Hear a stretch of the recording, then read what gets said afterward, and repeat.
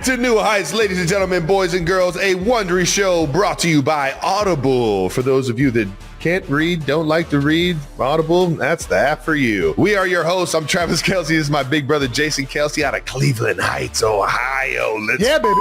Oh, Cincinnati Bearcat alums. Shout out to the Cats. Get a chance to get back on track against the other Cats, the Arizona Wildcats. Come on, baby.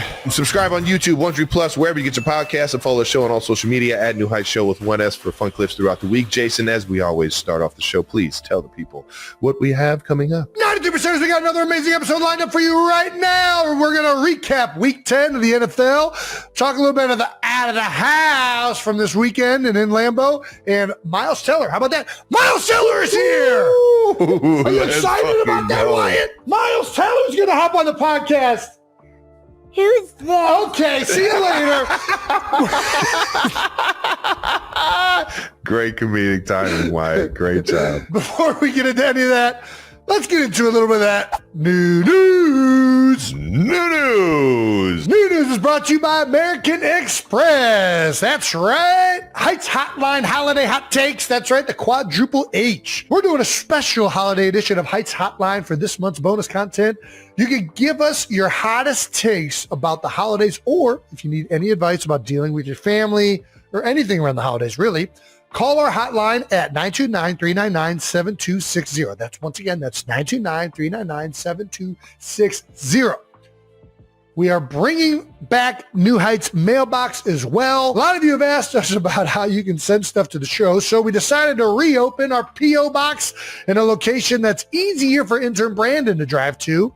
We're putting this in intern Brandon's hands. I don't know. That's the best thing. Good luck, Brandon. We're going to put the address in the description of the episode. So if you want to call, you can call. If you want to use snail mail, you can use snail mail. If you have fan art, different things you want us to try on the show, custom knives, whatever, you name it, send it to the P.O. box. Intern Brandon will determine which ones he wants to show us, because we probably won't look at all of them. But we'll see some of them, and then some of that We'll see the good group stuff. will make it on the show eventually. Look forward to seeing what the 92%ers bring there. Also, New Heights Tailgate is coming to Philadelphia. That's right. The first New Heights Tailgate in Kansas City was such a success that we're running it back in Philadelphia. On November 28th, you can spend Black Friday at the link, not just watching the Eagles, but with New Heights starting at 11 o'clock in Lot K. Travis Kelce will not be there. I might show up. I probably will be there. Please don't tell anybody. It'll be the ultimate New Heights fan experience with food, merch, giveaways, a photo booth, a DJ, cornhole, field goal competition. New Heights Tailgate is completely free for any of our fans. Even if you're not a fan, if you just show up, it sounds like it's free. You don't need to sign up. You just show up. Capacity will be limited. First come, first serve. Jason, you going to kick a field goal in Tim's this time? I didn't want to do it the first time. I did that because I said something stupid, and I just wanted to support Pat McAfee, friend of the show, and awesome all the human kickers being. get it. Yeah, all the kickers. Yeah. Mainly Pat McAfee. And then I also, I think we can do some competition there. I don't know that it needs to be a field goal. I think we can figure out our own thing. That wraps up new news brought to you by American Express. Look forward to hearing from all the 92%ers on the phone, in the mail, and potentially at the tailgate right after Thanksgiving. You got to do something fun there. All right, let's move on to out of the house. Yeah, I got out of the house a little bit. I went over to New York. You went to New York? Yeah, I went to New York. New York. Or New York, upstate? New York. Or New York, New York. New York, New York. Yes, What'd you do in New York, Trev? Just hung out, man. Put the feet up. Saw some cool places. Ate some great food. Love and that. got to feel the big city and its electricity and its buzz that it's always got. And yeah, it's my favorite time right now as the seasons are changing to be around the Midwest and the Northeast. And yeah. It was pretty fun. Yeah, there's a picture here of me at Puffy's Tavern saying what's up to a couple guys, and met my guy Summit out for a drink and met some friends. Got some new friends that I know out in New York. It's cool to just kind of vibe around the city like that. I think that's one of my favorite things to do in New York is just to, be one with the city. Just kind of walk the streets and feel the electricity, feeling everybody doing their own shit, and then meeting a few new people on the way. I'm with you, man. There's so much to do there. And I mean, I love just the public transportation. It's a shame that you're so famous that you can't do it now, Trav, because it is spectacular. What makes you The think subway I is won't go fantastic. down in the subway right now? All right, let's do it. You and me. Next time we're in New York, we're taking the subway. Deal. We did it in London. I'll do it here. Did you come with me on the subway? Yeah. No, I did the subway. You didn't do the subway. Me, you, Mom, I think Dad and Uncle Don, and I'm pretty sure we all did. I love hopping on the tube. Big tube. Dude, guy. I'm in. Tube. I'm in. See the next up and coming music artist or dance artist. I mean, how is the subway not awesome? You get to breathe a bunch of stale air that's been recycled by everybody else who's also in that little congested train car. Maybe see you feel somebody do good. something crazy. I mean, there's Yeah. never a dull moment on a subway, really. I mean, if you think about it, there's something happening There's at all something times. going down. If you're ever People bored, watching is one of my favorite things to do. And- It is. and I will on go a somewhere. subway is a That's great another reason why I place love to New do York. that. I love the people watch. Dude, Just there to are some see people characters. doing some wild shit. yes. On the bye, do you completely forget about football? Like, what are you doing on the bye? Besides going to New York, besides going to Puffy's Tavern, how are you approaching the bye week as a Kansas City Chiefs tight end? That ties into it, man. You know better than anybody. You get so ingrained in the routine of things, and your days are set, your schedules are set during the season, and the bye week is just that. If you're fortunate enough to come out healthy and you can get away, I like to get away and recharge. You know, not everybody has the same feeling, and you know, there's a lot of guys out there that have families and they end up staying in town and all that. But I like to get away, recharge, see something else, see a new city, feel like I'm somewhere else. Yeah. And kind of just shut it down. I'll watch the games on Thursday, Sunday, and Monday, but I like to kind of get away. Being in Kansas City for 13 years straight for 8 months out of the year, it's like, yeah, that can be a nice home for somebody. But at the same time, I'm somebody I got to move my feet, man. I got to travel. I got to see new things, visit friends, and I got to see a lot of friends and family out there on the East Coast. Nice. All right. Chiefs headed to Mile High to take on the Broncos coming off the bye. Big game for the Chiefs, obviously. Broncos hold the division right now, as well as the top of the conference.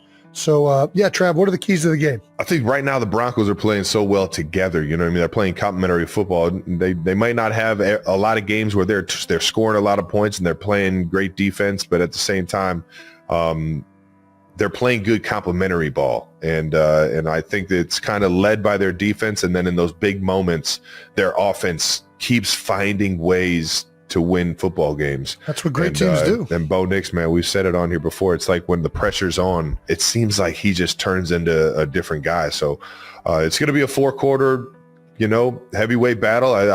I'm here for it. I love these kind of games.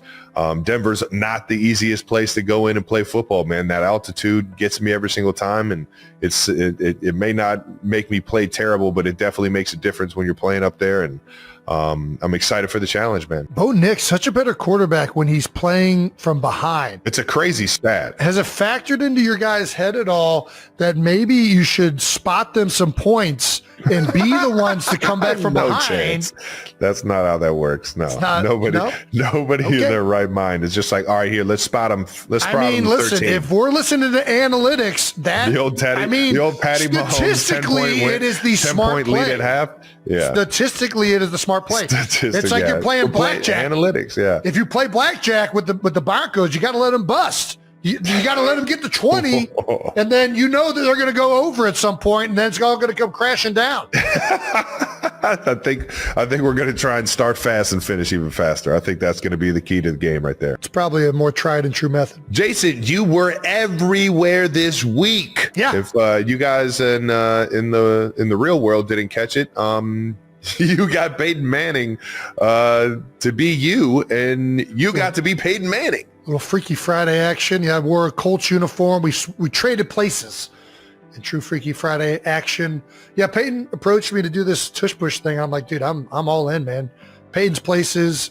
He does a phenomenal job Fucking at shedding light crushes on it. the history of the game, some of the most awesome things around the NFL.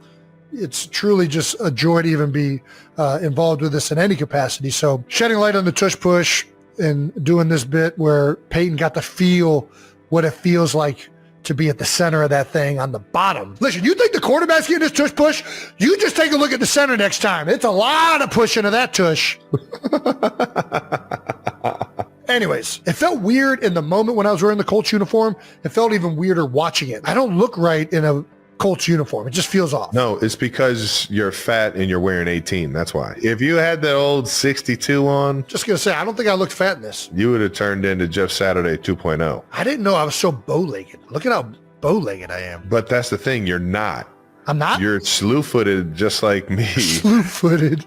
You got your feet go this way, but it is a little bit of bow at the knees. Just because you got Isn't wide it? hips, though. That's why. Is that what it is? Is the wide hips? Yeah, the wide hips. It just makes it to where it doesn't look like your knees are like clicking. I'm telling you, the only reason I look fat is because of that flak jacket. I got that flak jacket on, so I No, kind of you don't. It's not that you look fat. You look thick. look like a Jared Lorenzen. R.I.P. dude. The hefty lefty, baby. He was so fucking fun to watch. Fuck, man. Jason, you went to Lambeau. Sure did. Peyton's Places on the old Omaha Productions wasn't the only place you saw some football or were a part of some football. That's right. Went to Lambeau on Monday Night Football. Took Ed Kelce with you. Dude, that was a blast. Passed out some cheese curds at an ice rink. I got gifted some cheese curds at the ice rink. I was skating around, passing them out. I was spraying snow on people by stopping really fast by the boards and getting ice on Classic them. Jason. We actually went out to Lambeau the day before and went and got a tour of Lambeau, Dad and I. Then we went to a supper club, big thing out there in Wisconsin. Went to Schwarz's Supper Club. Fantastic. I had the biggest prime rib. I think it was a joke by the kitchen. Like, there's no way this was an actual. But the waitress kept telling me that's a real legitimate serving. I was like, this is fucking preposterous. Like a dinosaur prime rib. Like, what the fuck is eating this kind of prime rib? Jason Kelce. It was. I tried. I couldn't get it. Wow. I will show you a picture of this. This thing is probably. I'm not exaggerating. It's probably like a 36-ounce prime rib. Like it was this thick. God damn. It filled up the whole plate. Like it didn't even look like it was cooked. I was like, what the fuck am I eating right now? And it was delicious. Nice. Had an ice cream drink. And then, yeah, we skated around, went on GMA. I mean, it was all over the place. I don't know, man. Again, I just love cold weather people, man. We just talked about it with Canada a little bit, and Wisconsin definitely fits that mold as well. Yeah. There's just like I don't know what the fuck, like a camaraderie or communal aspect of people that have to go through that kind of weather. And it was cold this weekend. Yeah. Where you like to drink, you like to gather around, you like to be in company with each other because you're all going through this shit together. I don't know, but it was fantastic. It was great. Hell yeah. Awesome people. How was Lambeau as a fan versus playing there? Well, we did Lambeau last year as a broadcast, and I dressed up as Santa because it was for this Christmas game, and we gave out gifts. The tour of Lambeau was awesome. It was really special.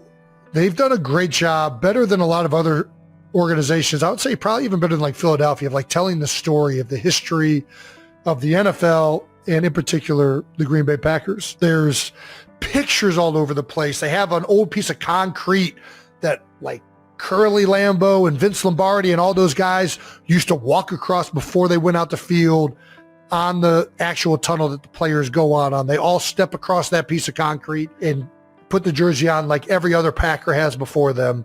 The way it started and the fact that it's the only publicly owned franchise in the NFL, right? There's not an owner. It's all run by a board of directors. It's a nonprofit. The owners are the fans. And it's a very special place. It's incredible to go see. They've done a great job of showcasing all this history. There's Heisman trophies, Vince Lombardi trophies, pictures, old newspapers. And then the stadium itself is from 1957, and they've added on obviously since then. But the tunnel that I walked out as a player is the same tunnel that Curly Lambeau freaking walked out of. And it's really, really cool to take in all that history and then go and watch a game there. It's an experience that you got to check out. I'm telling you, football fans, if you have not done it, it is one of the coolest experiences and one of the most sacred experiences the NFL has to offer. And that stadium is worth every bit of going and experiencing, man. That whole town is. And I got to shout out Diane, our tour guide. Diane was amazing. So much energy. Dad didn't wear his hearing aid, so that was a complete fucking debacle. But the whole thing was outstanding, and she was, I don't know, man, just a great person. And you could tell how big of a fan she was of the Packers and the NFL in general. So, awesome experience. Oh, I got to shout out Cheese Curd Nick. I don't even know if I'm saying this right. At the Stadium View tailgate. He told me to get his curds. He said they were the best curds in Wisconsin. Not gonna lie, they were fucking really good curds. I haven't had enough curds to say they're the best curds, but the best cheese curds I've ever had. If So somebody says Nick. I got the best anything, I'm going to try it. Maybe Lot K, maybe, I can't remember. Anyways, it was a great experience heading over there. Yeah. I mean, and to be fair, if you're fucking up cheese curds, you're fucking... Just deep You fried don't cheese, need to be right? making cheese. But they were fresh. They were freshies. Ooh, had a little stretch to them. All right. Yeah, Nice. had some stretch, had a little squeak. Sounds delicious. So yeah, being out in Wisconsin was a blast. Had an ice cream drink. You ever had an ice cream drink? A milkshake? That's what I thought. It comes in like a little martini glass and it's got booze in it. Incredible. So a milkshake with booze. Kind of. I mean, it's one way to say it. Dairy and alcohol for me doesn't sit well. Over the course of the day, this is my day. I go to Lambeau, get a tour. We go to Legend Larry's, which apparently is a wing spot in the Wisconsin area. I eat chicken wings and fried food there. I have about 7 spotted cows because when you're in Wisconsin, you're going to drink a spotted cow or 2. I go straight from there, an hour drive to this freaking supper club after the 4 o'clock games end. And at the supper club, the first thing you do is the whole thing is you sit at one table by the bar and you order your food there. And while you're ordering your food, you're drinking alcohol, mainly old fashions. So I have an old fashioned there.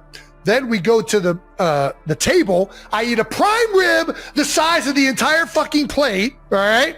Yeah. And then I top it off with an ice cream drink. When I tell you my stomach had no fucking idea what I was doing, like there's just fried chicken, prime rib, ice cream drinks, beer, old fashioned. I probably took about 4 years off of my life in one day going to freaking Green Bay, Wisconsin and chopping it up with these. I had Jägermeister. A guy said, hey, you want to play beer die? We're playing beer die. And he's like, and loser buys. I lost. I was like, all right, what do you guys want to do? What's a Wisconsin drink? And they said Jaeger. I said, I haven't had Jaeger in probably 15 years. Let's do it. My stuff, it was churning all sorts of different ways, but I'm not a bitch, so I handled it fine. But I was like, I don't know what the hell I just did to myself today. And I loved every second of it. Wisconsin. It was fantastic. That wraps up Out of the House. Thank you to our sponsor, Audible. For the first time ever, the Harry Potter book series is brought to life as a full cast audio edition, with Harry Potter and the Sorcerer's Stone available now exclusively on Audible. Dude, you were in love with Harry Potter when you were a kid. I still am in love with Harry Potter, Travis. Nice. Get ready to be transported into the world of Harry Potter in this captivating full cast audio production with hundreds of unique voices and electrifying new musical score. Wow.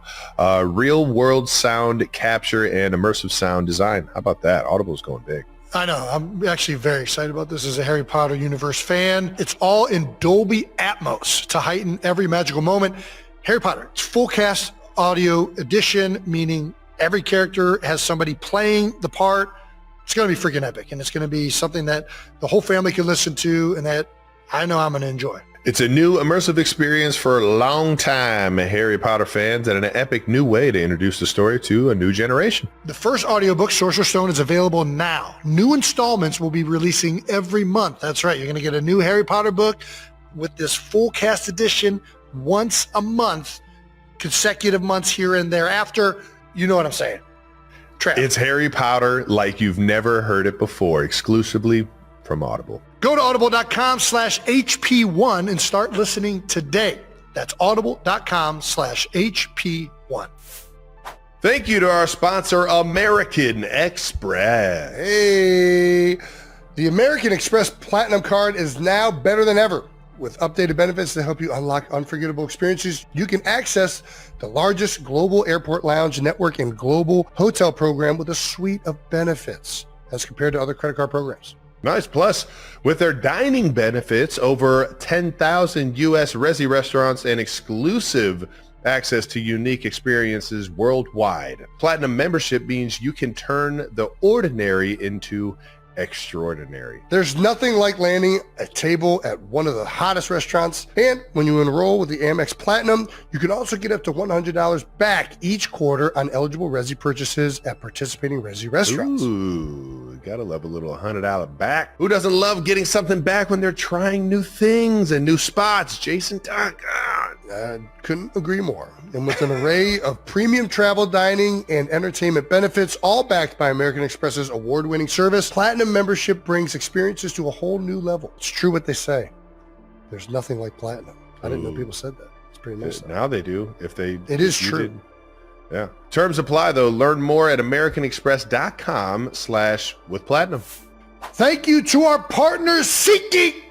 Right now, SeatGeek is hooking up the 92%ers with an incredible deal, Trev. Ooh. Whether you're a first-timer or you've been using SeatGeek forever, like all the 92%ers, they're giving all our listeners 10% off with the code New Heights. That code works for anything. NFL games or other sporting events, concerts, comedy shows, whatever you're into. When looking for tickets, their rating system makes it easy to find the best deals. SeatGeek rates on a scale of 1 to 10, so look for those green dots. They mean good. It always means good. Green is good. Red is bad. Red is not so good in this case. It can also mean good in other situations. And also, if you see jerseys, it is also the case. Sometimes can be really good if you see jerseys. But yeah, green means good, red means not so good in this case. And with 35 million downloads, there's a reason they've got the go-to ticket app. Trav, do you have any concerts or anything you're looking forward to going to upcoming? I mean, other than Kansas City Chiefs games, we got a big game on Thanksgiving, big game on Christmas, hopefully a big game in February. I mean, you can always get a Chiefs ticket on SeatGeek. So save yourself some money on your next live experience. Open the SeatGeek app and add the code New Heights to your account to get 10% off your next order. Doesn't matter if you've used SeatGeek before, that's code New Heights for 10% off. Terms apply. Let's move on to bowl topics. Yeah, let's get into a little week 10 of the NFL. The Birds went to Lambeau, like we just said, and they snuck out a barn burner. Eagles 10, Packers 7. It was a cold game. It was a cold good night. defense. Good defense. It was cold that night. On Monday Night Football. It was football weather is what it was. Told the entire world about a beautiful story about a veteran and shined some light on it, man. That was Davis, very touching. Marine. Yes, sir. As he got everybody ready for some Monday Night Football. Yeah, it was an honor to be involved in that piece. I mean, and listen, I was teammates with Tyler Steen for a few years and was not familiar with that story that his grandfather jumped on a grenade in Vietnam to save the lives of 5 other Marines. And it was a special story to be involved with. And it's just crazy. You think about how many people's lives exist today because those men survived, how many, fathers were saved. And at the same time, Rodney Davis left behind a 2-year-old and a 1-year-old daughter and a wife back in the United States. You're becoming an unbelievable storyteller. Not that you already weren't, but it was I thought it was very buttoned up and you fucking killed it. And obviously shout out to all the veterans, man. Hell yeah. Back to some football. Should we just fast forward to like a minute and 35 left or what? Yeah, I mean, I think, listen, the Eagles had their first drive really good. They're getting down inside the 15 basically, and great strip by Edgerrin Cooper, great linebacker for the Green Bay Packers. And both teams played unbelievable defense in this game. And the Eagles, they got behind the sticks a lot with false starts, penalties, holding calls that kind of stalled out some drives. Got it going a little bit in the second half. And it really came down to the end of the game because both defenses stymied each other's offenses all game long. And it all came down to a 4-minute drill for the Eagles, trying to ice out the game. They're winning 10-7. And this is the big decision that everybody wants to talk about, right? Yeah. Eagles elect to go for it on 4th down. It's 4th and 7, I think. 4th and 6. And they're on the 36, 35-ish yard line. And at this moment, before they come out on the field, I'm like, okay, are they going to kick a field goal or are they going to punt? Even when they put the offense out there, and I thought punt because I'm like, you don't want to give too good a field position here to Green Bay. Your defense has been playing well. It's cold. This is usually within Jake's range, but it's windy. It's cold. Let's just give our defense good field position and take this game out that way. But the Eagles put their offense out the field. I'm like, okay, they're probably going to just take a delay game so that it's an easier distance for the punter to kind of put it up in the air and let it come down inside the 20. Yeah. And then they snap the ball. And I'm like, oh, shit, they're actually running a play. Yeah. And they try to hit A.J. Brown on a sluggo. Doesn't work out. Still don't really fully understand it, to be honest with you. I mean, I think the Eagles in general are one of the most aggressive teams, right? And Nick has been this way his whole career. And it's allowed us to win a lot of football games. I know it was cold. Typically punting, though, I wouldn't think that like that affects that. I mean, I know it affects the punter a lot, but you're not going for distance. You're just trying to kick this thing up there and get a little bit of field position. Mm-hmm. 4th and 6, not a high percentage throw. They must have felt really good about it to make that call. But outside of that, thankfully the defense showed up and got a stop when they needed it. You know what I mean? They held them to have to try and attempt a 63-yard field goal on the other end. And they got out of Lambeau with a big victory against a really good defense. I came away from the game like, dude, even rewatching it, Green Bay's linebackers and their safeties and how they came down into the box, they played really well. I really think Jeff Hafley has done a tremendous job with that whole unit. They have players across the board, and they came to play, especially a bounce-back game for them for giving up the rushing yards they did to Carolina. They were fired up to play, and they played hard. They played physical all game long, and it was an old school type of NFL game. It really was. That's what it kind of reminded me of watching that thing. It felt like you're in historic Lambeau on the biggest night in football, Monday night, and it's like you're just sitting there watching, two legendary organizations go at it for the 100th time. And it's just, it felt like that old school style of football, cold weather game. Guys are, plays are being made on the defensive side for the majority of the game. Finally, the offense gets going for a little bit in the fourth quarter. And it's like, oh, all right, now you got everybody on the edge of their seat and shit's going on fourth down. Everybody's going for it on fourth down. The Eagles had one where they're literally calling out the fourth down call on Moro defense. Jomo. Yeah, they're calling the play out before they stuff it. And you're just sitting there. You're like, man. This is old school football, and that Eagles defense had some help from their new star, Jalen Phillips. Man, forced fumble recovery, 8 pressures, 7 hurries, and 6 stops altogether. When he got traded here, one of his first sound bites was that it's like the greatest thing that's ever happened in his life. And I mean, Jesus, I know the aggressive statement, but for the Eagles, this might be the greatest thing that's happened this season so far is getting Jalen Phillips. What an amazing maiden voyage for the veteran defensive end, outside linebacker, whatever you want to call him, edge defender. He made his presence felt early and often. He was phenomenal all game long. We knew he was a great player. He picked up right away and came up huge for the Eagles. The Eagles are going to get tested. I mean, listen, they won in Green Bay, big game, and they got a big one coming up next week. Yep. Lions, Sunday Night Football. Their offense is functioning very well right now. I think they scored on every possession this past week against Washington. So they're going to have to come to play on offense this week if they want to win this one. And that'll be a little Sunday night football action, playing back-to-back night games, prime time, baby, with a new play caller over there in Detroit. Dan Campbell. Dan Campbell. Dude, the readers.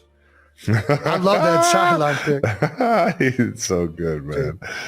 The 4:00 games, it was like what? It was Lions, Rams, and who was the other one? Where it was just like, these are all going to be blowouts. These aren't even going to be close. Every single one of them was just and you knew it coming into it. It was like all of these are going to be fucking none of them, the Rams and the Rams 49ers was the one where it's like the 49ers defense has been good. All right, let's talk some other stuff that's going on around the league. Giants fired coach Brian Daboll. Yep. Daboll is gone, making former Eagles quarterback and Chiefs coach and Jason Kelce's friend Mike Kafka the interim head coach. Coach Calf.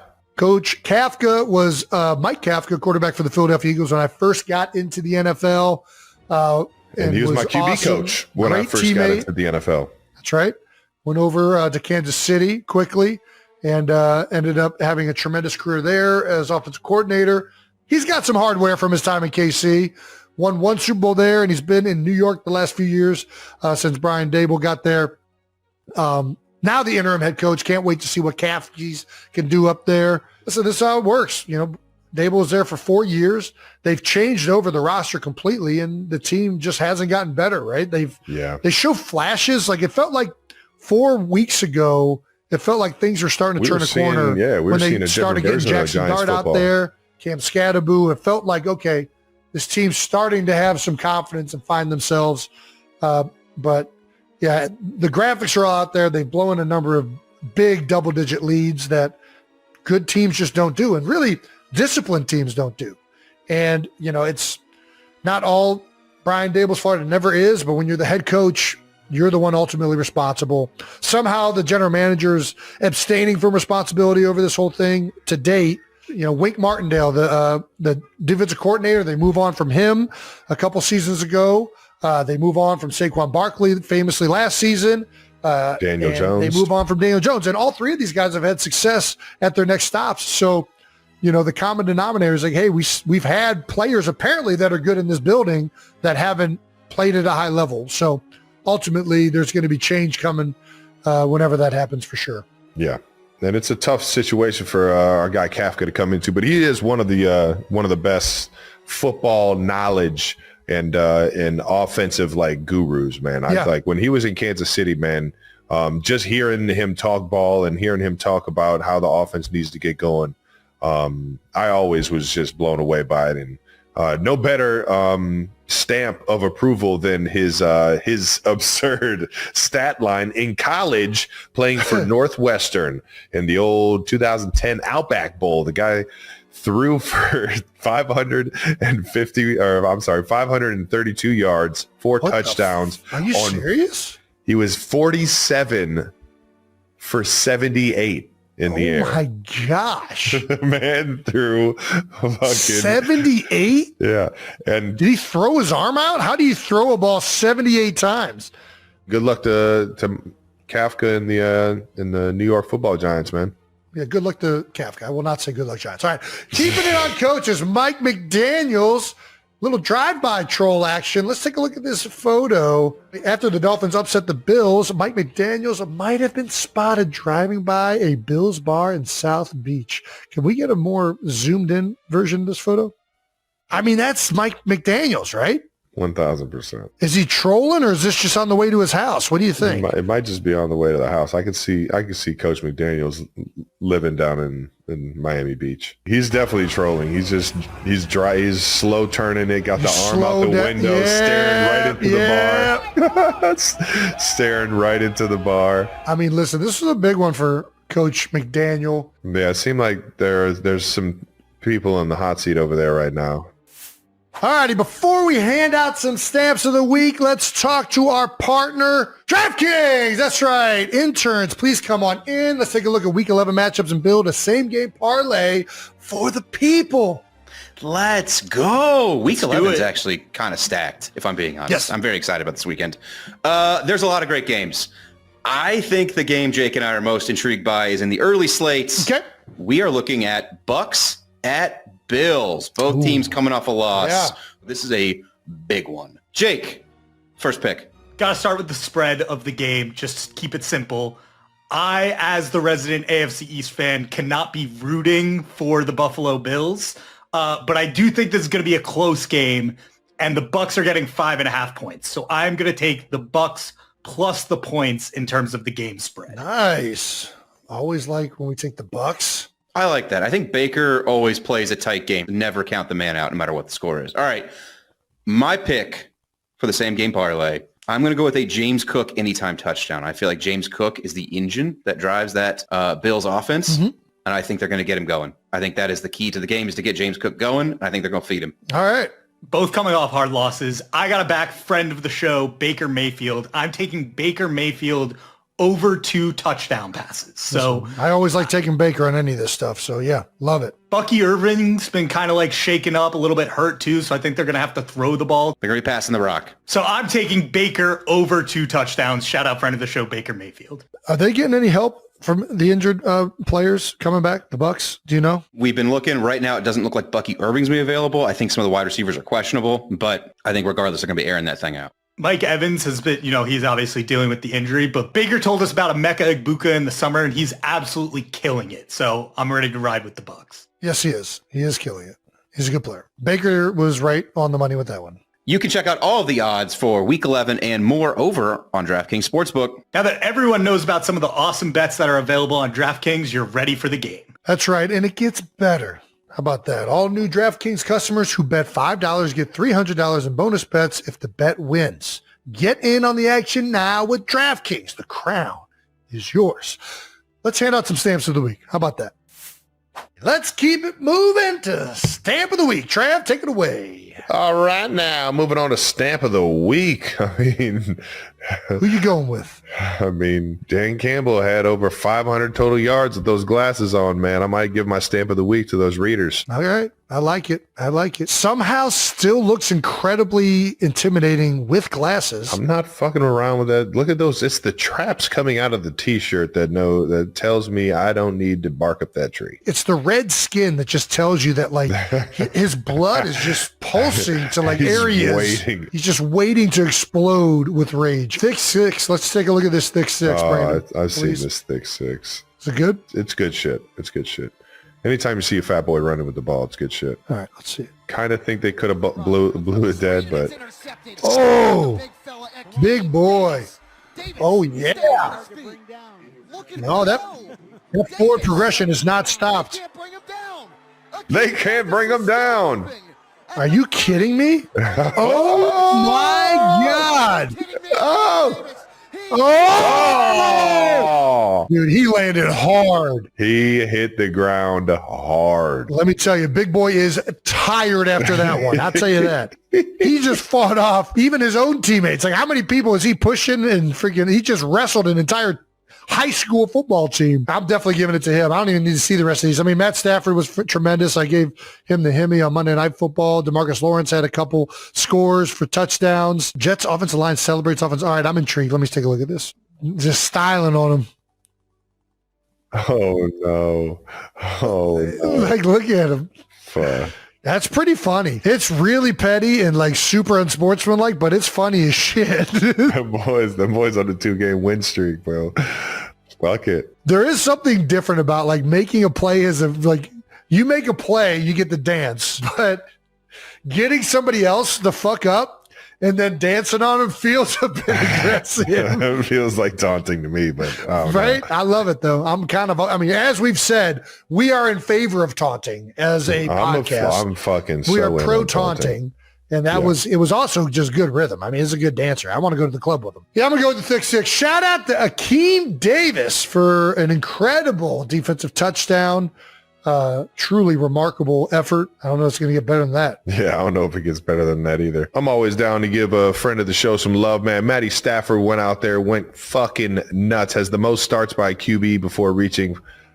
It's a weird stat. He has It's actually kind of a bun stat. It's really weird. Yeah. It's kind of a bun stat. It's very weird. It's the most starts to get to 500. Oh, I get it, of quarterbacks with that many starts. Yeah. All right, cool. Above a certain amount, they are almost all over 500. He just got over 500 as a career. Well, as one Buns stats and Buns records holder, to another.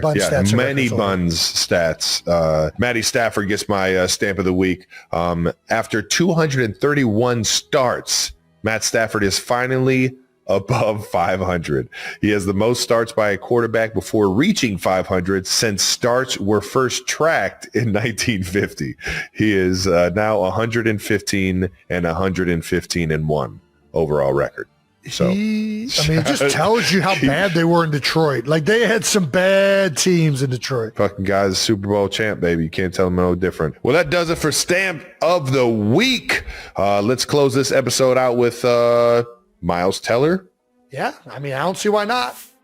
Thank you to our partner, Boar's Head. Ooh, a little meat. The NFL season is in full swing, and you know what that means. Time to eat meat.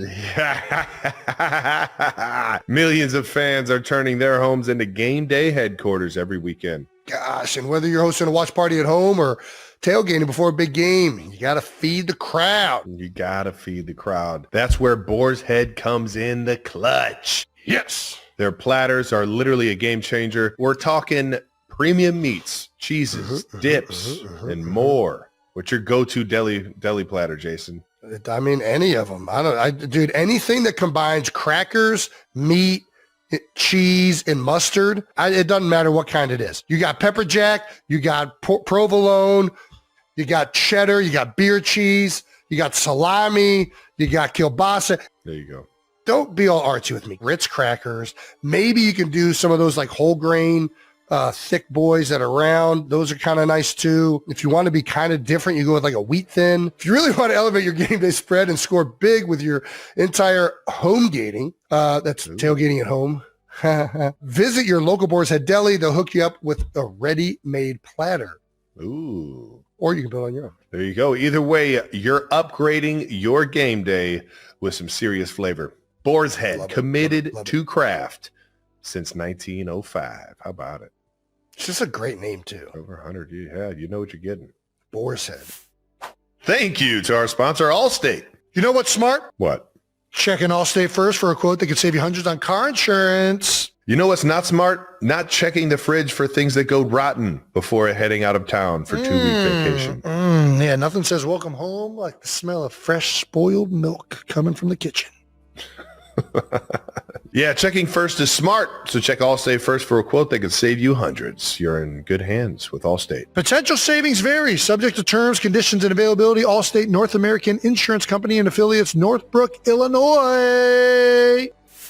Our guest today is 6'1" actor from Downingtown, Pennsylvania. You might know him from his being on the Eagles sideline or dancing at Grateful Dead concerts. He just hosted SNL for the second time. You've seen him in big screen roles in Whiplash, War Drugs, Top Gun Maverick, and as the co-star of the upcoming film Eternity. 92%ers, please welcome Miles Teller. Let's go! Yeah, baby. Dude, SNL fucking rocked it. Absolutely fucking rocked it. Eternity absolutely rocked it. You're on fire as always, brother. Appreciate you coming on here, having some fun with this, man. How we living, dog? Yeah, appreciate it. I was looking forward to that intro. That's like, because as actors, we don't really get much, SNL you mentioned if I'm doing a talk show, but that's why I'm so jealous of musicians and athletes, because you guys just get that live energy and you feed off it. But after that speech, I'm ready to run through a friggin' brick wall. When you got the great credentials like dancing at Grateful Dead concerts, Jason just fucking hits those things, man. You just fucking get your chills going, baby. Have you always been a Deadhead? For me, I guess I really got into them in college. I've always been into, classic rock and, Clapton, and I know you guys are big Stevie Ray Vaughan guys. Bob Seger, like that kind of stuff. And then when I was in college, I had a buddy be like, yo, we should go to this music festival. It's called Gathering of the Vibes in Connecticut. And once I was around, what I refer to now as like my people, I just didn't know it at the time. But once I got around that tie-dye and just the love and energy that they get from the band and that they give to everybody else, yeah, dude, I love it. I'm in tie-dye like probably way too much for a 30-year-old adult. I'm with you, dude. But those shirts are clean, though. I know you like my shirts, Trav, when I'm wearing them down in wherever we're at in the summer and stuff. I have some nice vintage. Dude, you already know. Take me back, man. Take me back. I'm vintage with you, dog. Yeah. That shit's classic. Well, let's talk about Eternity. Well, actually, first, you talk about like intros. Whenever I'm on the field and the team's about to come out, I feel like I get like PTSD. Like I get like flashbacks of like playing and like goosebumps. Like I got to see Trav come out. I got to see the Eagles this past week. Everybody's booing. There's lights everywhere. It's like that moment right before the national anthem. It's like, dude, it still is like a visceral thing. So I'm right there with you on the intros, man. That is one of the things I miss greatly. You're not that far removed, man. And I don't know if you've ever seen when they show video of like Chuck Liddell watching a UFC fight. I mean, he's like, he's very much still in like, when he sees a dude get like knocked out, I mean, you can see it in his eyes. Like he's very still in that world. The best. Oh my God. Eternity. I never know how to like sum this up. So, okay. Larry, your character, Larry, is married to a woman named Joan. And the whole movie essentially takes place with in the afterlife, and you have to choose your eternity. That's the name of the film.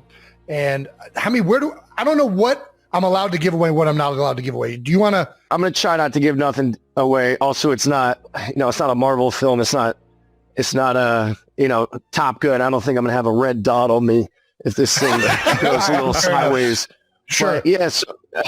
The movie's called Eternity. My character and Lizzie Olsen's character, we've been married for 60 something years. And the movie more or less takes place in the afterlife. The rules kind of are that you get to choose your eternity.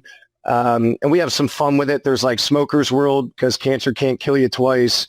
There's like infancy. Studio 54. Yeah, Studio 54. 1930s Germany without Nazis. Nudist world where it's always like the perfect temp for you. Yeah, you get to choose your eternity, but you only choose once, and you can choose to be with whoever you want. And so I'm kind of, ready to choose my eternity with my wife. And then turns out that her first husband, who's been waiting 67 years because he passed away in the Korean War, he wants to have his eternity with her too. So it turns into this fun, romantic comedy, kind of with a bit of this love triangle thing. Dude, it was fantastic. Yeah, man, the trying to win over Joan and the entire who's going to be able to spend the rest of their life with them is just fantastic. It's funny. It is incredibly emotional. Like as somebody who's married, it's a roller coaster of emotion, man. It's so fun, man. You guys get really deep. The how much fun you guys are having in the comedy aspect with the ACs, the afterlife coordinators, dude. That shit is fucking. You guys hit it on the head, man. I absolutely love this film, man. Thank you. And also, I think it's like when I was a kid, because this movie's coming out, at Thanksgiving. You think of like those family movies that you would go to. There's kind of just old school throwback, kind of just make you feel good. And this movie, even though I do think it's like it was one of the funniest scripts I've ever read. I just found it really sincere and moving, so I appreciate putting things out there that are, sincere, not just original and fresh, but a movie that's not just there to take the piss. I mean, I think it makes you really think about your own life, and hell yeah, if you're in a relationship or if you've lost somebody, it's just there's a lot of like tears, I think, in this movie too. It's just, I don't know. I love it. I'm glad you guys dug it. Dude, you pick great films. Better than like anybody I know, man. I like, and this one in particular, like I can imagine like you're reading the script and it tugs at all the right heartstrings. It hits all these different themes. The character like arcs throughout the film, the way it touches on like a long relationship versus one that you had that ended. I don't know, man. It's fantastic. It really is. One of my favorite lines from the movie, Joan says to both you and her former husband, maybe the beautiful thing in life is that things end. And I just think it's a great line. And I know it wasn't like at a pivotal moment of the movie or whatnot, but it really struck me. And I want to ask you, like, would you want to live in one of these eternities? Like, I'm like watching the whole film. I'm like, dude, I feel like if I was living in one of these eternities, like eventually I wouldn't want to live in that eternity. Does that make sense? Yeah, that's a tough, just like for eternity. That's tough. I don't know. Yeah. God damn. Yeah. It's funny. I was talking because Kelly, she's very, she grew up very religious, Catholic, and this, 100%, she believes in, eternity and, living forever, and your soul goes on, and really we're on life in this physical form to kind of learn lessons. But I don't know. I was chatting with her about it. I was like, yeah, no, for sure. That's great. That's great. I was like, but what if you just want to shut it off at a certain point? Like, what if you just want to stop having consciousness? You know what I mean? Like, maybe I just want to, turn it off. But I think it's, I don't know. I was thinking about my perfect eternity, and I was saying mine would probably be like cul-de-sac world, where it's really just kind of like a middle America suburb, and I got like, family members that I never met or family members I did get to know passed away, and some buddies of mine that passed away way too young, and hopefully all my dogs, actual dogs, animals, I was gonna say, there, but just so we can all just chill in this little neighborhood. I think it's not going to be something like some big grand gesture. It's just kind of an extension of life and, those relationships that I do think life, the most important aspect of it is really relationships and those relationships that you kind of nurture. And, I'm with you. That's what you're thinking about on your deathbed. I imagine it's not, career stuff, any of that crap. I think you're just thinking about people. It's kind of funny you mentioned the Thanksgiving feel of being around family and how this film coming out around Thanksgiving kind of made you feel about that.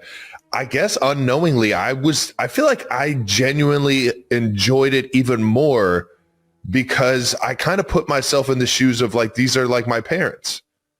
These are my parents going back in time, looking at their best, feeling at their best. Yeah. I kind of put myself in those shoes and enjoyed the movie from that aspect. Like the people in our like age demographic, we're like looking at our parents in a movie about them and how sweet and how crazy their past has been and how it can even like meet up in the afterlife. It was crazy. The creativity of what Afterlife was fantastic. And it was a new look. And it's something that I don't know. I don't think about it too often. I have my own thoughts on Afterlife, but it was something fun to think about and like what's really important and what do you value and what do you really want to carry with you through life. So fantastic film. Well done again. Yes, sir. I mean, kudos. And I've asked you this before. Maybe we can ask this on podcast. How do you pick films as a blockbuster actor?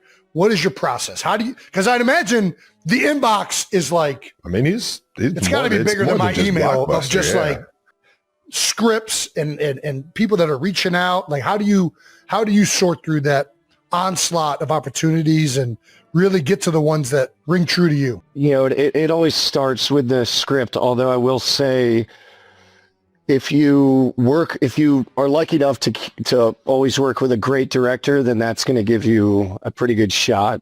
I 100% believe, it is a director's medium. And when you're on set, there's a lot of people doing similar jobs, but there's only one director on any given set. It just shows you how rare that talent is.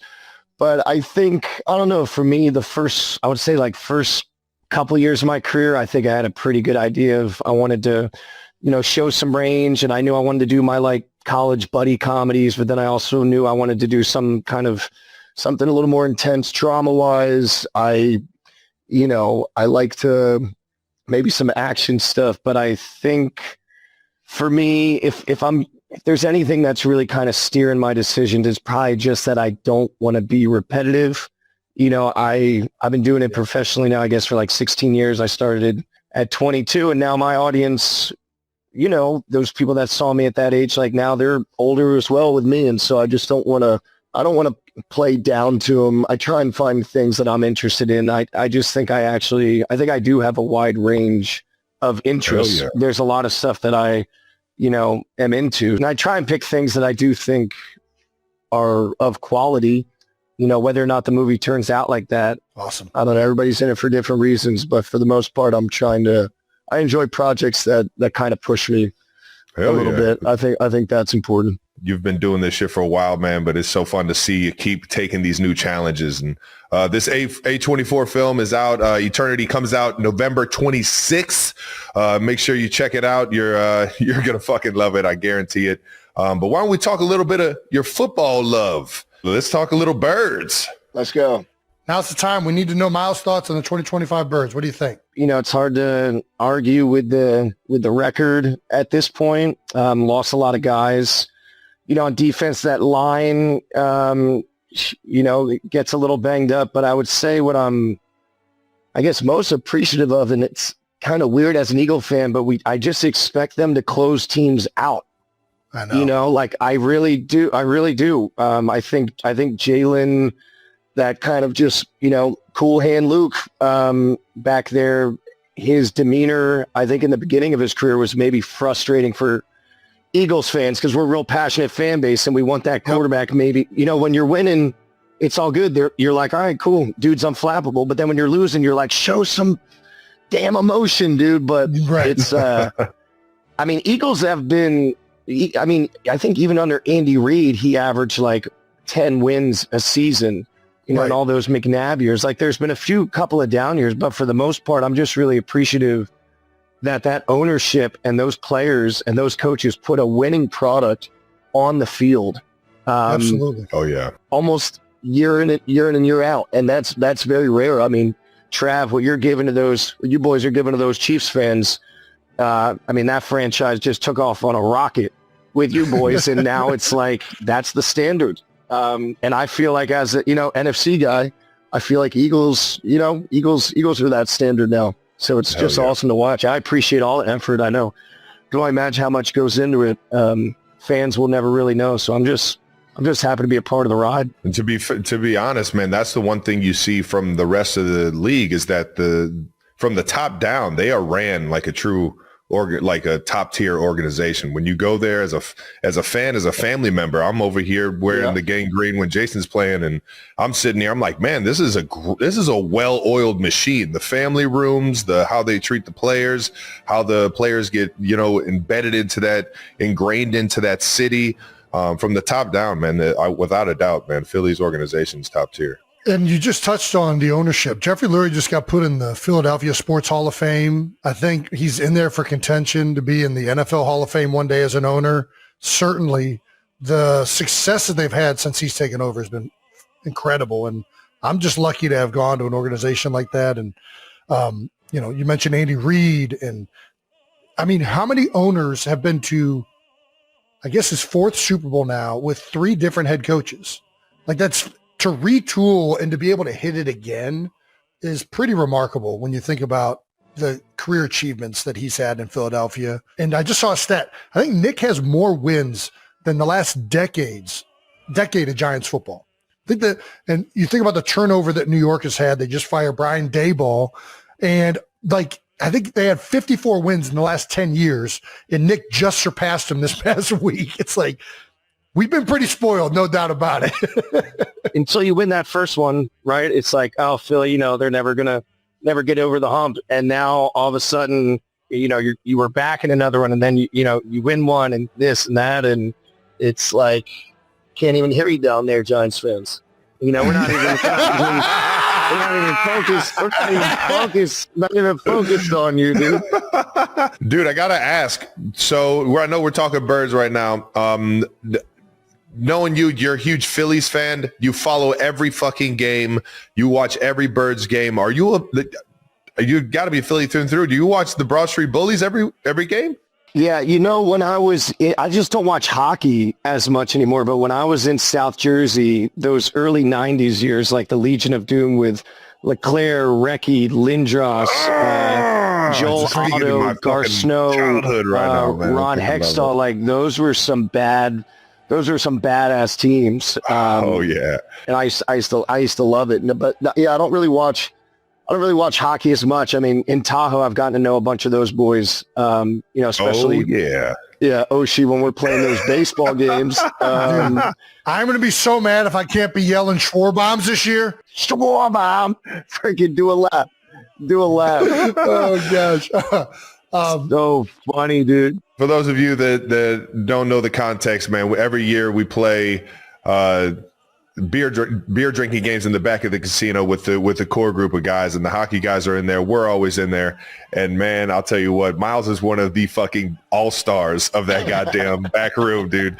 It's like the guy just goes unconscious, man. I feel like I'm like kind of coaching too. I'm like setting lineup. I'm like setting the defense. He's managing the whole thing. Watch this sneaky little dude. He's got something going on right now, and yeah, it's so fun. It's fun. Look at this guy. He's going to break out the baby. Yeah. Ocean's Table MVP. Shout out to OC. OC. We had like that full Stanley Cup championship trophy, and I looked at a photo of me. I'm just like covered in booze. I was like, oh yeah, 'cause I drank out of the thing, and I just spilled all over me. Tahoe, man. Fucking electric. Where are we at here, man? Trav, do you like playing on Thanksgiving? Is that as a football dude? This is my first time playing on it, man. I've always dreamed about playing on it because obviously it started out playing in the backyard and just screwing around. Always had the turkey bowl around where we were with the friends and families. And I've always football and Thanksgiving, that's those two go together like fucking peanut butter and jelly, man. So I'm excited to play. We're in Dallas. So I'll hold it down for try and hold it down for the Birds fans out there. You will. Yeah, baby. And get after the Cowboys, man. But yeah, dude, I'm excited. I'm excited to do it, and hopefully I'm eating turkey on the field afterwards. But what you guys played on Christmas? Was that the played game on Christmas last year? Yeah. Yep. That was a fun one too. I'm not gonna lie. It was a day game, so we were in and out of Pittsburgh, and we even played this year on Christmas. It's a night game against, I believe, the Broncos, who we got this week. So, okay, it'll be a fun one, man. I enjoy all the holiday games. I know it kind of takes you away from the family, but at the same time, man, you get something for the family and friends to watch, and you're always getting texts when everybody's around the family. Sometimes I'll get the picture of what the living room looks like sitting around watching, the Chiefs play. So it's awesome, man. I love every bit of it. Yeah. Yeah, well, that's evident just watching you play too. I mean, both you guys, you could just see the pure joy. I would have loved to seen some of them backyard football games with you boys all. Oh my gosh, I bet it was a lot of moxie. A lot of moxie. I would always make Travis be the ball carrier just so I could try and obliterate him. We play this game in the backyard where he'd be on one end and I was on the other, and he had to try and get past me. I wasn't big enough to take him down, so I was like, all right, I just got to be the crash dummy here. And Jason fucking let out some of this anger since he was a 10-year-old with anger management problems. We got to mention this. We were just talking about Tahoe. Are you aware of the bet that we have this year for Tahoe? You've seen us both play. I have a bet with Travis. If I don't finish in the positive, Miles is going to be on my side 100%. Of course, will you just let me finish? Will you just let me finish? Oh, my bad. If I finish in the positive this year, Travis has to dress as a Blue Man Group member on the podcast. If I finish in the negative again, I have to dress as a Blue Man Group. Who do you think is going to take this one?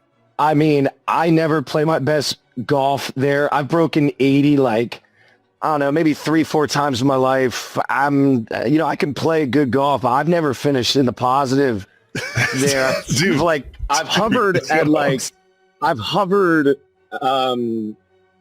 the end of 18. I've never even finished just around. Yeah. The single digits. And I don't even think Vegas would put that bet on the board. You gotta, dude, have it as, I would bring that bar down just a little. I would say even if you just finish a round in the positive, that's a damn good round. You're probably shooting 84 tournament golf.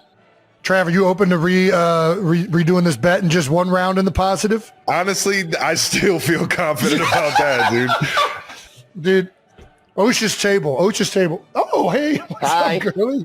Where'd you Ellie. come from? You saying hi? Oh, there we go. Nice. Bye, Uncle Travis. Nice. Thank you, sweetie. Jay, is it a lot?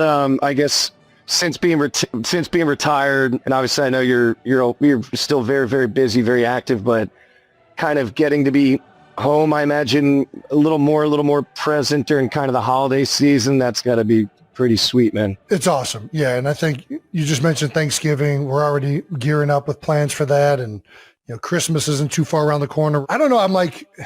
I'm around more, but it's more chaotic. When you play football, it's very militaristic with the schedule. So when you're busy, structured. When you're not. Yeah. Whereas now I feel like I'm kind of all over, and in some ways it feels like even when I'm home, I'm getting pulled in other directions, which kind of takes it away a little bit. But yeah, I mean, dropping the girls off at school, being able to do that, pick them up. Yeah, for sure. I think that being around the family is where it's at. And I miss being around my football family. I'm not going to lie. I miss being around those guys, but being able to be around the kids, be around I'm sure, yeah. And I think he was getting to that because you're not playing a lot of golf, Jason.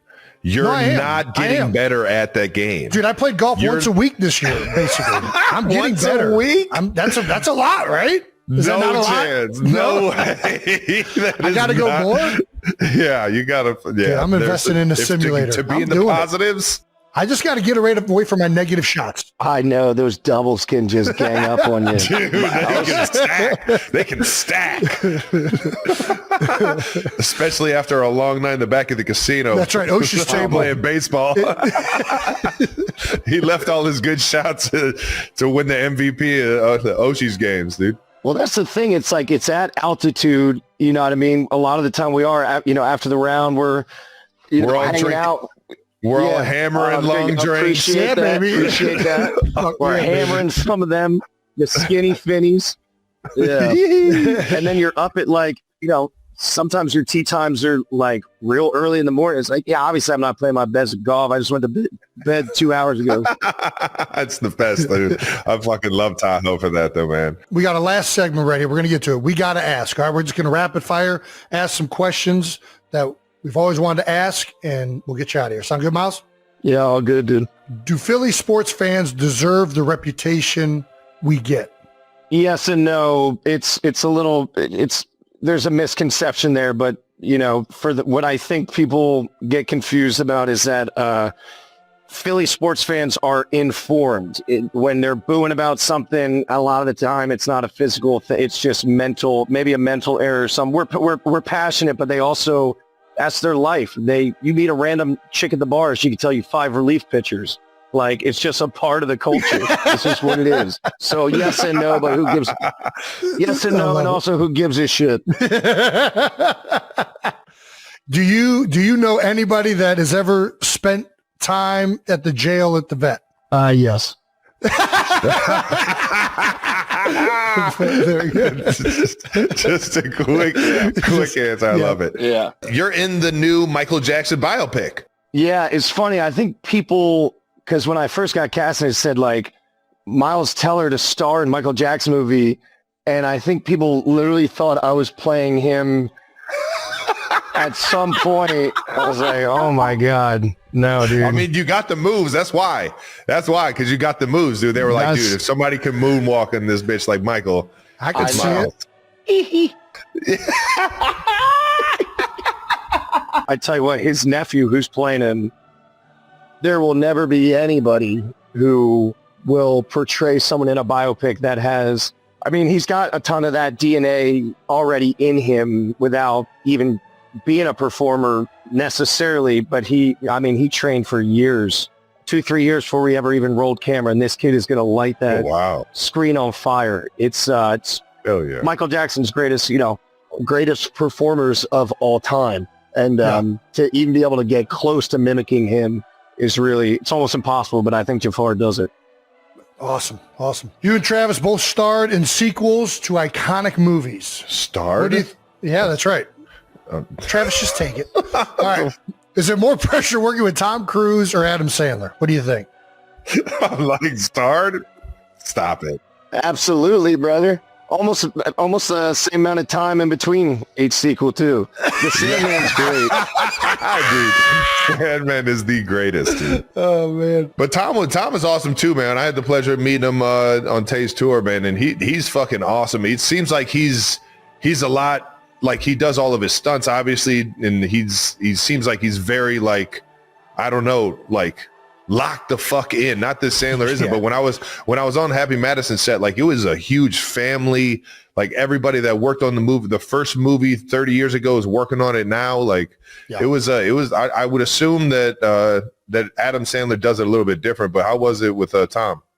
Yeah, man. I tell you what. Like I had led a decent amount of films before Top Gun, but after working with Tom, I approached being one on a call sheet just a lot differently. You kind of, not only are you focused on your stuff and making sure you're leading from the front, but you also just become highly invested in the integrity of the entire production. I mean, Tom really, in a lot of ways, he's got a lot of Southern gentleman roots, and that he learned from his mom. And so he knows everybody's name. He treats everybody with respect and kindness.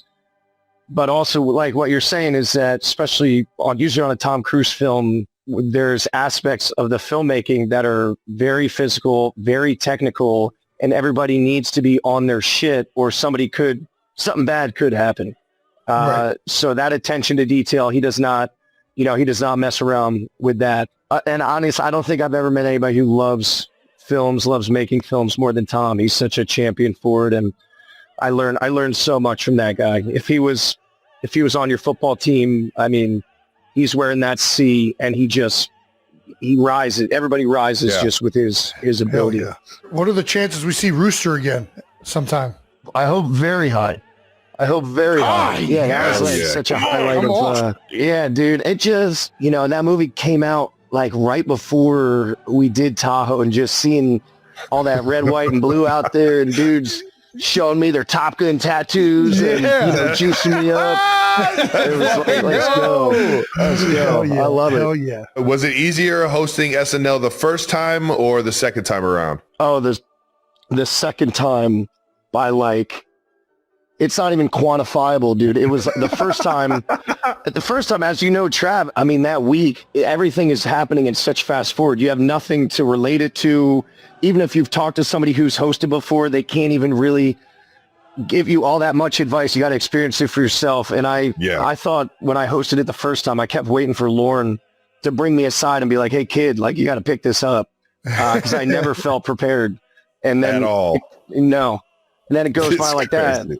that. But the second time I felt a lot more relaxed. I was like, hey, can those writers, can they come to the room? And I'd be like, hey, maybe we switch this line, or something. And the first time I was freaking out, dude. Dude, you already know I was on ice. That's just the best. I actually, I was lucky. I had Peyton Manning shot me a text and was like, listen, I know where you're at right now. It was like the Monday before I even stepped foot in New York. And he's just like, I know where you're at right now. Just buckle up for the ride. Be there. When you're there, give it all your attention, all your effort. And I was just like, bro, at the end of it, I was like, that was the best advice he could give me, because there's nothing you could tell somebody that will get them ready for that. And I see the second time around, you were talking to the writers and everything. You have the credentials to do that. I don't have any fucking. I would still go in there and not say anything. I made one comment to change the script just a little bit. I was like, what if I said this? They were like, yeah, that would probably work too. And I was just like, all right, noted. Don't ever bring that up again. Perfect. This shit was hilarious. But with that being said, they are like the absolute best at what they do. Because I remember this last time, me and Marcelo had this sketch at the end. We play like Italian waiters, and I'm about to go on in like a minute, and the writers come in, and they're like, yo, we just found out we got to cut 1.5 minutes from this sketch. So they're like, all right, we're going to cut this. I said, yeah, but I need to get from this side of the table to the other, but you just cut that. She's like, fine. She's like, cool. I'll tell Marcelo to grab you on this line. And I love the high wire act now that I'm comfortable in it. But the first time I just felt like I'm going to be that first host that looks like a deer in headlights in front of, however many millions of people, dude. Kobe Bryant said in an interview he was a big fan of Whiplash. Is this one of the best compliments you've ever received? Like, how'd you feel about that? Dude, I'll never forget where I was at. I was at the gym. I was working out, and it came up on Twitter or something. I read it.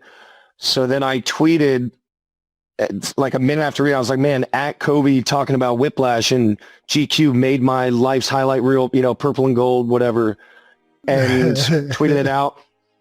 Like a minute or two later, I get a notification, Kobe starts following you. So I was like, damn, I got to send him a message. So I sent him a message, not expecting a response.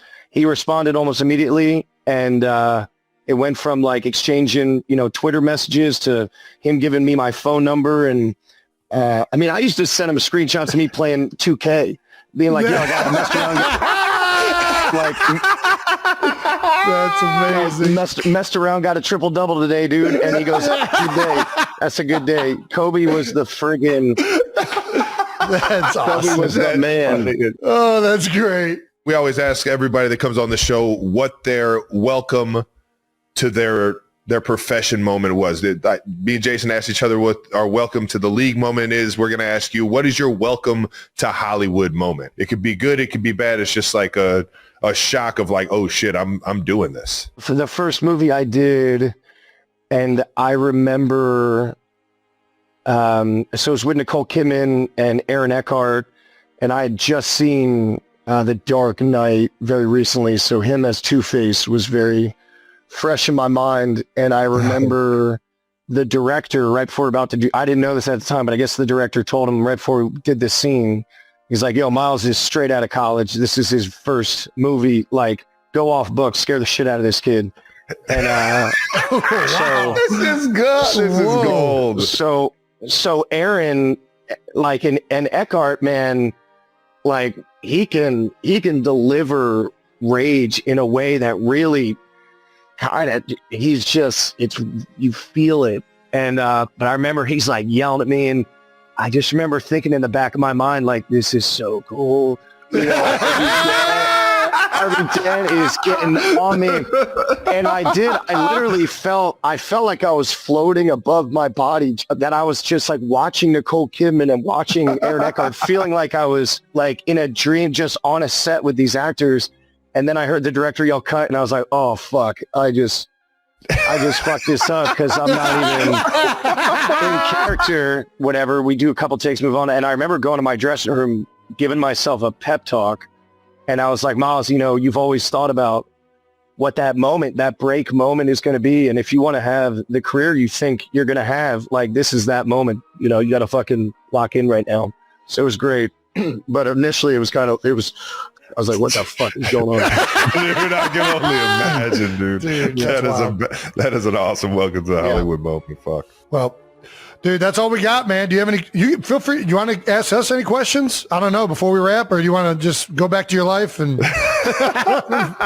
This guy's insane. Trav, when you got when you are coming off a bye, are you doing any kind of like study on your own, or does that shit, like, the coaches prepare, they kind of have it all lined up, and then once you get back in the facility, then you think about it? Yeah, just shut it down. Just shut it down. Relax. I'll watch the games on Sunday, or like the Thursday, Sunday, Monday games. But at the same time, I'm just like, let me just step away from this, recharge, come back in.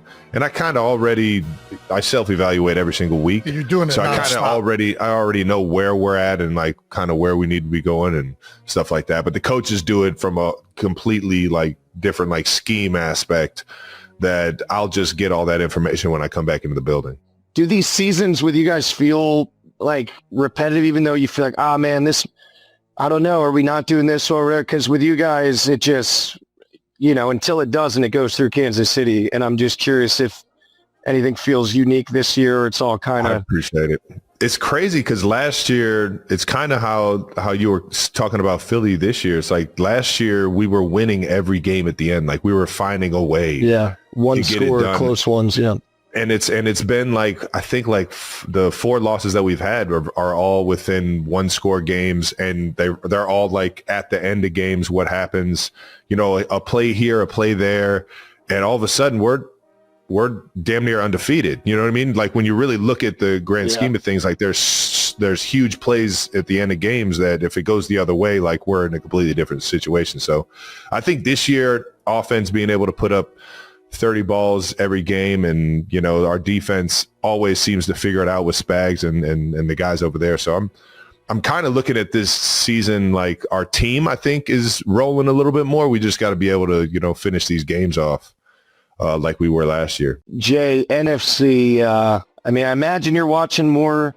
Dude, I watch games because with the analysts work I mean, obviously we know how good the freaking Rams are. We saw it in the playoffs, and then we saw it this year with that blocked field goal away from them women. But winning, I feel like it's, you know, them, and I mean, is Seattle as good as their fucking record?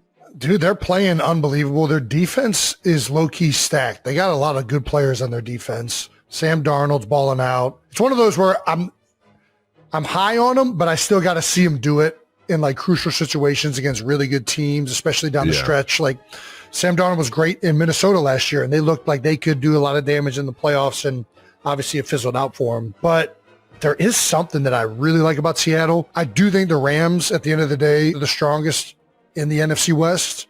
I think we're right up there, man. I really do. I think it's Eagles. If I was going to pick 3 teams that I feel like are the most consistent right now in the NFC, it's probably Seattle, the Rams, and the Eagles. Yeah.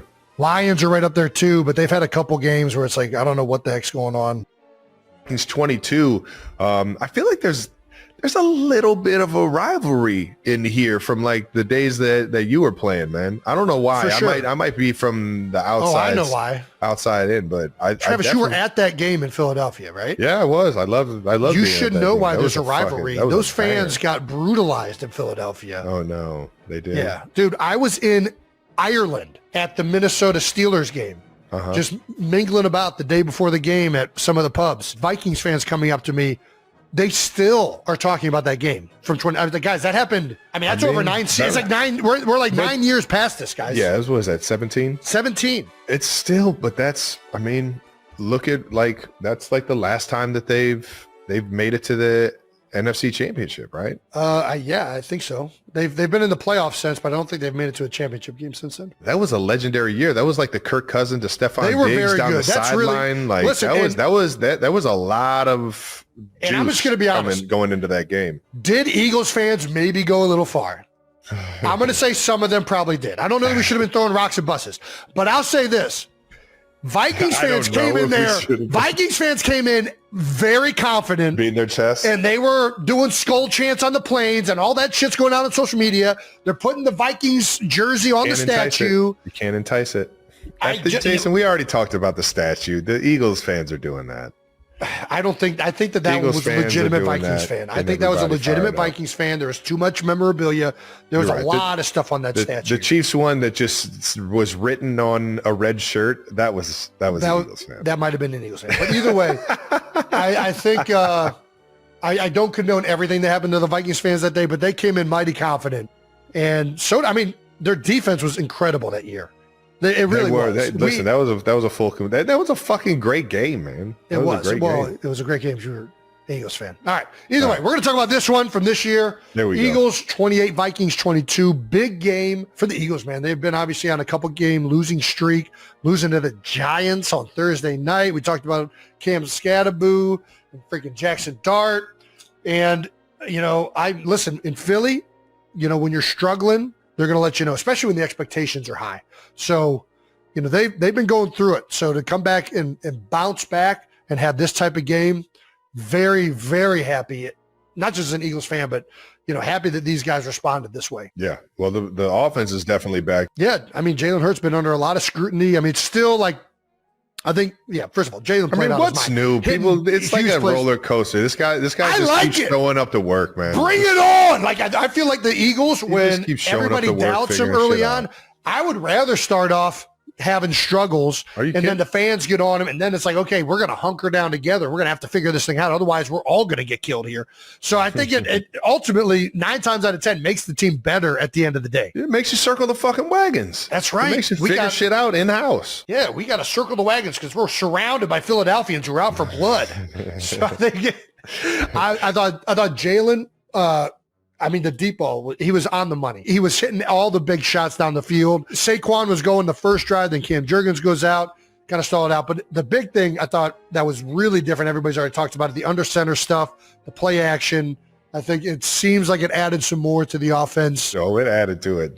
Jalen went 19 for 23 as I added to it for 326 yards, 3 tutties. AJ and Smitty, Swole Batman and Skinny Batman combined for 13 receptions, 304 yards and 3 tutties by themselves. You think it's a conscious effort to just throw the ball downfield, or you think they're finally starting to get everybody to really play the run? Specifically, I just think that they're figuring it out, man. I think that the running game still wasn't really clicking. I mean, it clicked the first drive, but they stuck with it and they kept kind of trying to establish it. And then they hit the big shots when they were there and they hit the off schedule shots. And listen, Minnesota's a great defense this year. Brian Flores is one of the best coordinators in the NFL. Their weakness had been stopping the run. They were the best pass defense in the NFL, I think, to date. Been getting a lot of turnovers. So this is a huge game for Philadelphia Eagles and Jalen Hurts and these guys to get back on track. And you saw it in the emotion they displayed after the game, right? You know that they needed to get this monkey off their back, get one under their belt, and now they're going to get to go play the Giants again. It's a weird schedule where you play an in-division opponent back to like 1 week removed from just playing them on Thursday. But these guys are great. Nick Sirianni is a fantastic coach, and I know it hasn't looked perfect up until this point. But I just got to think that these guys are They're going to continue to figure this thing out. They got great players. They got great coaches. And eventually you have stuff like this where it's going to explode. And the running game is only a matter of time as well. I really believe that. Listen, they got a great when back. you have a 2,000-yard rusher, Yeah. newsflash, everybody's gonna be focused on trying to stop the fucking run. When Pat went for 5,000 yards and 50 touchdowns, the next season we saw cover 4 and safeties at 20 yards before the snap of the ball. You know what I mean? Like, it's a different world going into that next season. You got to keep adapting. You got to keep changing it up. And unfortunately, that means Saquon might not get as many carries or might not get as many yards and touchdowns and have the crazy 2,000-yard season. But it definitely doesn't mean that he's not going to make an impact. And it definitely doesn't mean you're not going to win football games. You just got to keep finding ways week in, week out to adjust to how defenses are trying to stop you. And Saquon's coming, man. I just don't, I don't care how it's looked to this point. Yeah. What's the fucking guy from the Marvel universe? I am inevitable fucking. We got a walk us bunch through of the three-letter slogans, man. Yeah, what's up? I'll with the tell you what, letters? man. Listen, Big slogans. acronym team. Yeah, big acronym. Big acronym team. We got a few of them. BAMF is another one that you guys haven't BAMF. heard yet. Yeah, BAMF is another Badass motherfucker. I think I know that one. All right. one. Maybe. The thing is that's why it's an acronym. Is so Yeah. you You can say it. Don't have to you worry can about getting say it, yeah. fined. There you go. It's sometimes you just got to throw an acronym together, a slogan together, and get the team, all under one understanding of how we're about to go about our day. And I think Coach Nagy and the offensive staff, we came up with this in I think OTAs. Yeah. And kind of like wanted to make sure that everybody was on the same page on how we were going to get things done, how we were going to go to work every single day, the type of mindset that you need to have. And coaches come up with these slogans all the time, brother. This isn't as you know, this isn't the first slogan to ever, sometimes it's the acronyms, and you got like hold the rope. I do like when it's more, I do like the feed the fire, fuel the fire, chop wood. Yeah. And then you just circle do this. the wagons. There's a nice little when you have a team motto, and I think it comes from Navy SEALs and military world where you have a one word phrase and it just snaps people back into locking in, right? Yeah. And that's what this is usually used for. Do you remember ours at Cincinnati? Defwoo, baby. DEFWU. Don't ever fuck with us. Yeah. Broke it down. That was a big Derek Wolf. Was that Derek Wolf or was that a big red thing with Zip? Do you remember? I don't know where it originated, but it was definitely that Eastern Ohio Valley. Yeah. Exactly. But yeah, that was a big one for us. Yeah, the acronyms are always fun for sure, especially if you get a good one.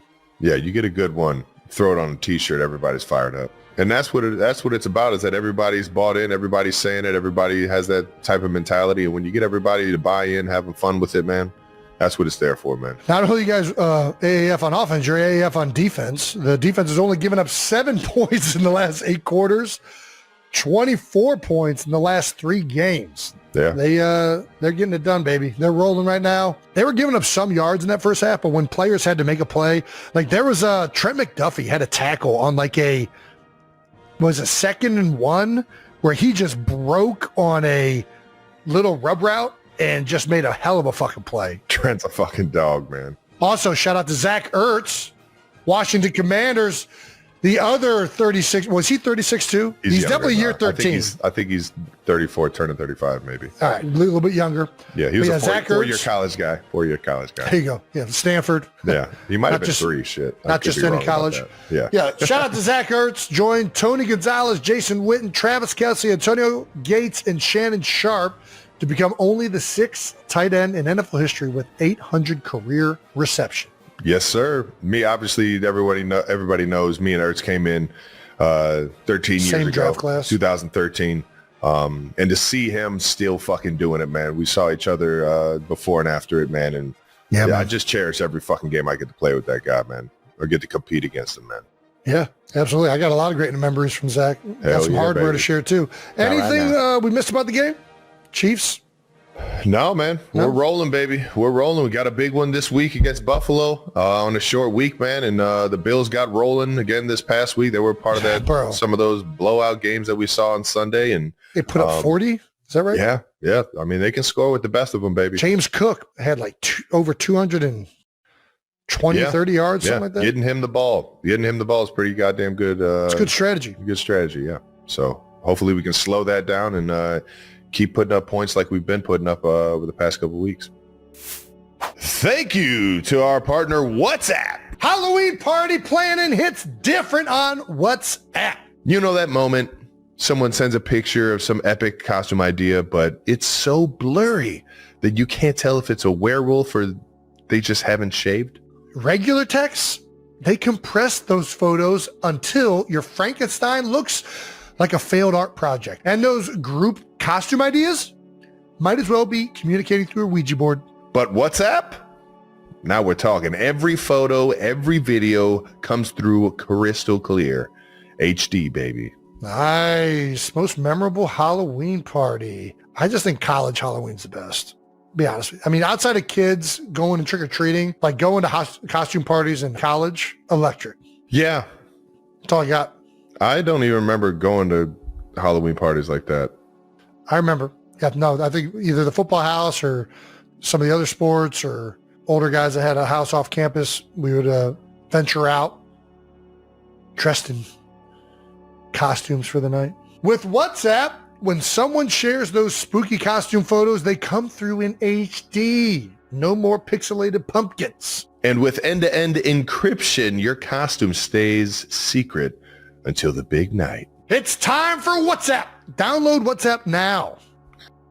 Hello, my name is Andy Mogglestew. I'm the Chief Editor of Avery Review. Today I would like to present to you Hannah. Thanks to our partner Gillette. The best a fan can get. Yes. November is upon us, 92%ers, and Gillette is the official grooming partner of Movember. Oh my gosh, Movember. Oh, What a yeah. great, okay. The best a man can get is taking a stand for men's health. For every Gillette Labs purchase made, $1 will be donated to help fight prostate cancer. That's what I'm talking about, This is awesome. baby. This is awesome. Did you know 1 in 8 men get diagnosed with prostate cancer? I did not know that. Well, now you do, and that's more common than I could ever imagine. That is way more common.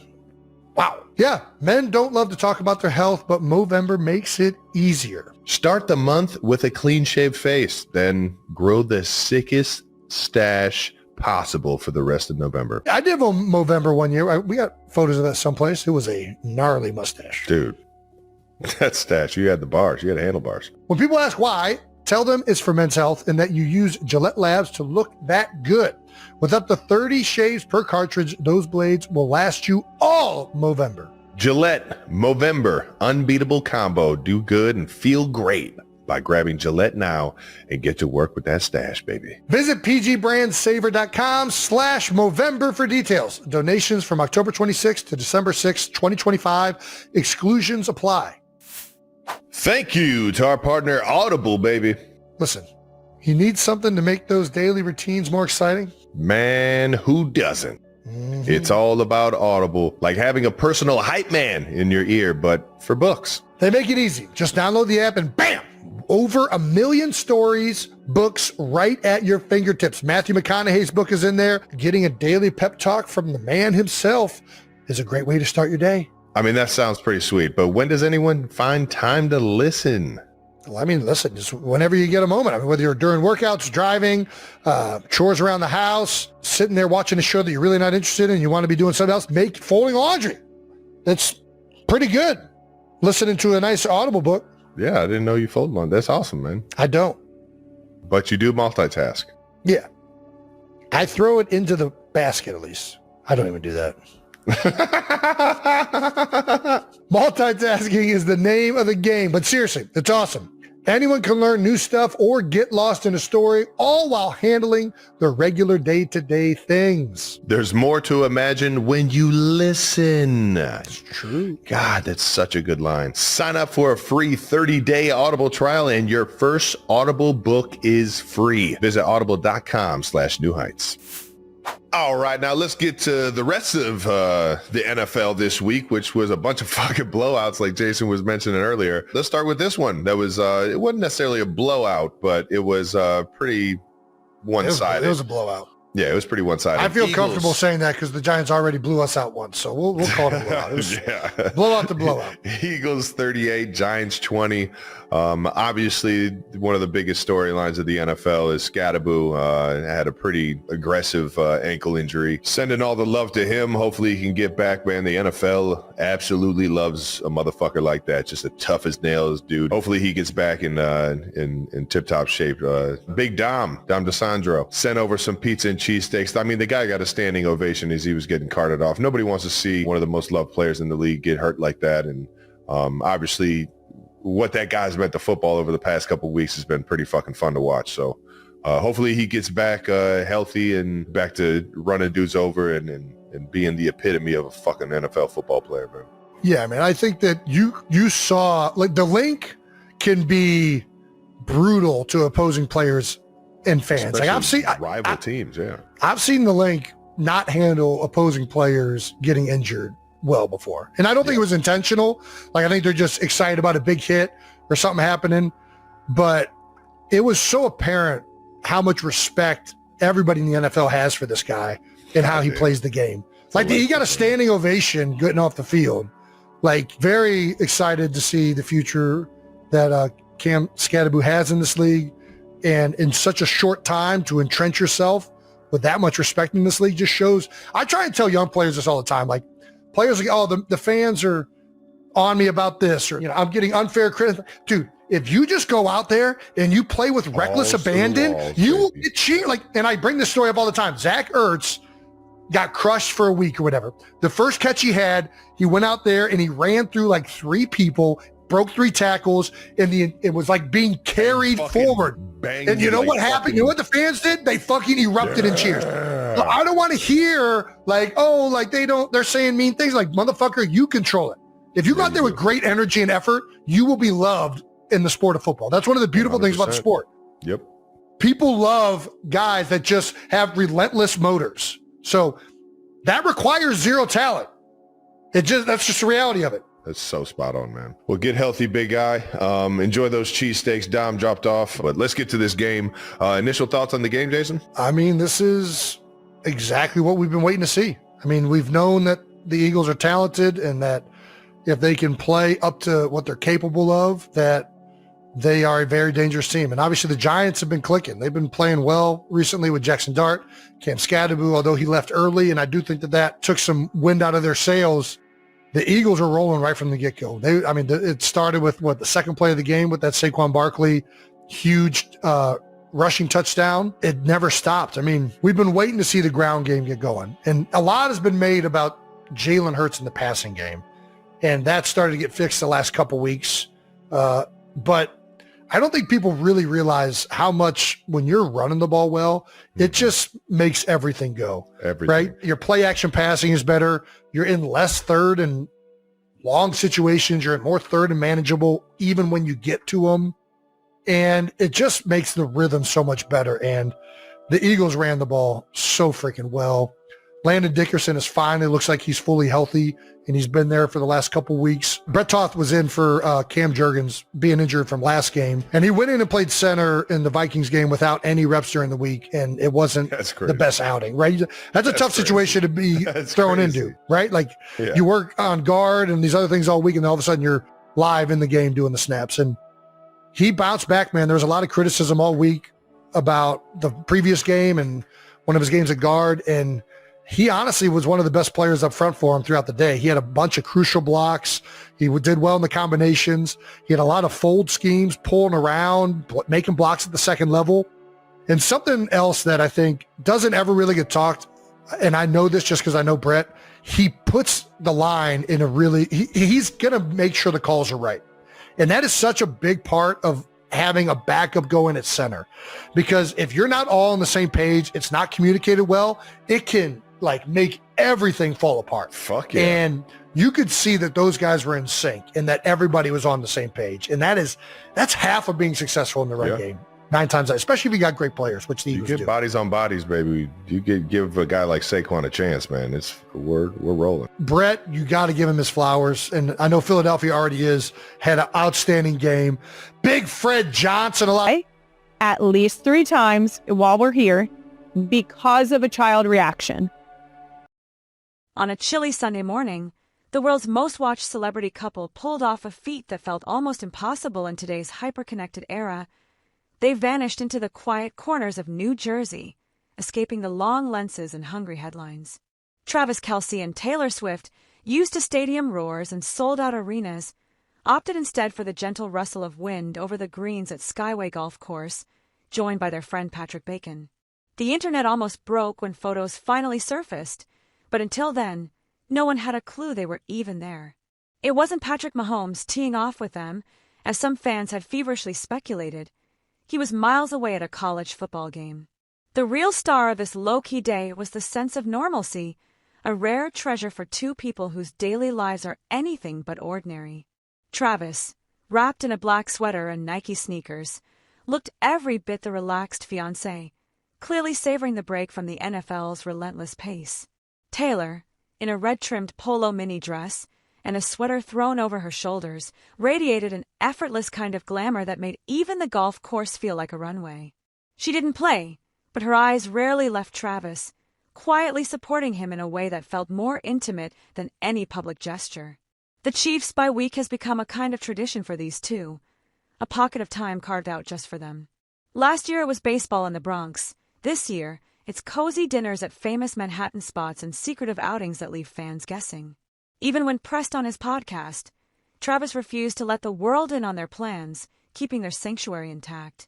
The rumors swirling around their relationship only add to the intrigue. Sources whisper about wedding planning, about house viewings, about the couple drawing up blueprints for a future that exists far away from the noise. Taylor is said to be charmed by Travis's eagerness to be involved in every detail, from the guest list to the color of the kitchen tiles.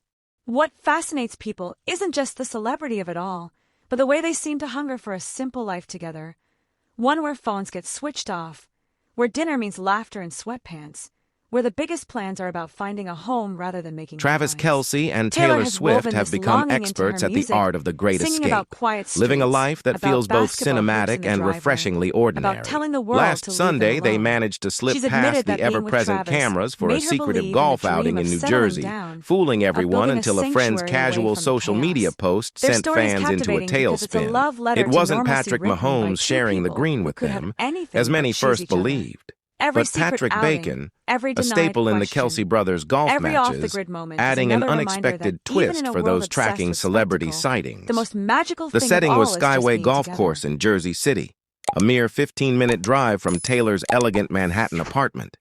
On the course, Travis looked as content as anyone could imagine, bundled in a black sweater and Nike sneakers, a picture of relaxed happiness with his fiancée by his side. Taylor, meanwhile, turned heads with a striking red-trimmed polo mini dress, her look finished with a soft sweater and stylish sneakers, blending high fashion with effortless comfort.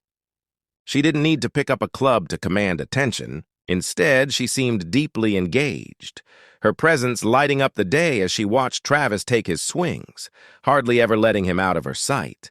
This was no ordinary Sunday for the NFL star. With the Kansas City Chiefs on a bye week and the next game against the Denver Broncos still days away, Travis chose to spend his downtime, as he often does, in the company of Taylor Swift, away from the relentless football grind. The pair's history of making the most of these rare breaks is well documented.